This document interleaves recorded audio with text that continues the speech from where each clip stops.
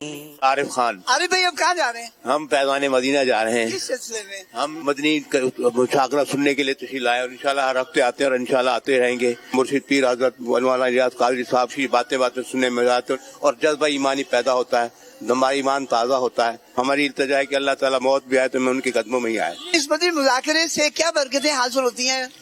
برکتیں یہ حاصل ہوتی ہیں الحمدللہ. کئی اسنائب ایسے ہوتے ہیں کہ جو پہلے نمازوں کی عادی نہیں ہوتے ہیں, مدنی مذاکرے میں شرکت کرنے کی برکت سے 5 وقت نمازی بن جاتے ہیں. ابو نے مجھ سے سوال کیا تھا کہ جیکٹ وغیرہ ہم پہنتے ہیں تو زپ بند کر کے کیا پڑھ سکتے ہیں یا نہیں. جو پہلے مذاکرہ ہوا تھا تو اس میں یہ سیکھنے کو ملا کہ ہم پڑھ سکتے ہیں.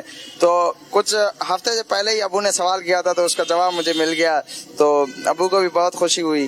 باپا کی ہر ایک بات دل پہ لگتی ہے. میں ہر مرشد کا فیضان ہے جو ہمارا کھینچ کے لاتا ہے. نام کیا ہے اور کہاں سے؟ عدنان ہے, میر بغا سے. آپ کو کیسے ذہن بن گیا آپ کا یہاں پر آنے کا؟ اپنے رسول سے مطلب محبت تو شروع سے ہی ہماری, تو اس چکر کے اندر آ گیا بس. آج کے مدنی مذاکرے میں آپ پہلی دفعہ شرکت کی ہے جی. کوئی ایسی چیز جو مدنی مذاکرے کی آپ کو یاد رہے؟ وہ جو تھی نا پیسوں کے معاملے میں ہاتھوں میں کھجلی مچنے کا, وہ بالکل ذہن میں فٹ ہو گئی. پاپا جان نے تو ماشاءاللہ بتایا کوئی بات تو ایسی ہے ہی نہیں کوئی. پہلے لوگ بولتے ہیں کہ سیدھے ہاتھ میں کھجلی مچتی ہے تو پیسے آتے ہیں, الٹے میں آتا نہیں. آج ذہن صاف ہو گیا بالکل.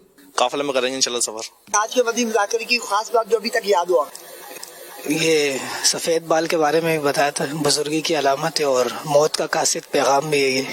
جیسے آج مدنی مذاکرے میں پیر صاحب نے بوڑھے کے بارے میں جو بتایا تھا, 60 سال سے بندہ اوپر ہو جائے گا تو بندہ بوڑھا ہو جاتا ہے اور اس کی مطلب موت کی ایک نشانی آ جاتی ہے.